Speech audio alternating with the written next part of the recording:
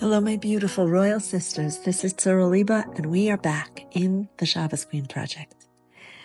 I'd like to ask you a question.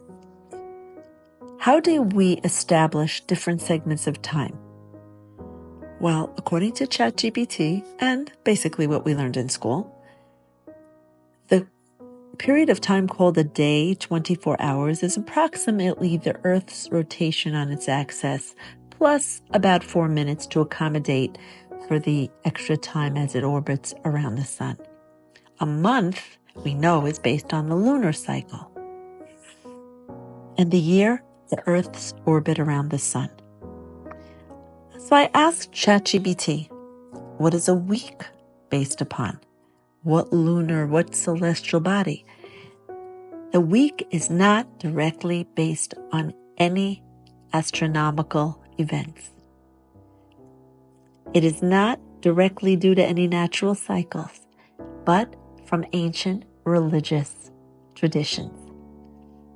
So I asked, what's the first known religion formally designating a 7-day week and a designated Sabbath? And the answer was Judaism. Rooted in the Old Testament, in Genesis, Bereshit, there are 6 days of creation followed by the 7th day of rest known as Shabbat. It is the 4th of the 10 Commandments. Then I looked up a famous quote from Mark Twain, where he actually described the sphere, the aspect of divinity that is called Netzach. What is Netzach? Netzach is endurance. This famous quote in Harper's Bazaar concerning the Jews ends with something that can only be described as endurance, Netzach. All things are mortal but the Jew. All other forces pass, but he remains. What is the secret of his immortality? I asked these questions after a brilliant shiur.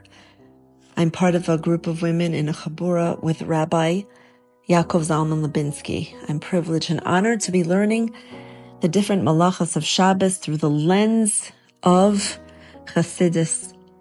And Rabbi Lubinsky is amazing at giving this over. We are now in the middle of the malacha, the work called soveya, which is coloring, one of the 39 categories of work forbidden on Shabbos. But Rabbi Lubinsky doesn't teach these laws like everybody else. He teaches the internal amazing mechanism. And now we are talking about Netzach, endurance. And in addition, he's going through the different colors themselves. What color do you think represents Netzach? We've been inundated with this color for some very intense reasons. The color is orange. Women know what Netzach is. When we've been birthing a baby for 25 hours, that last hour, that push, that's Netzach.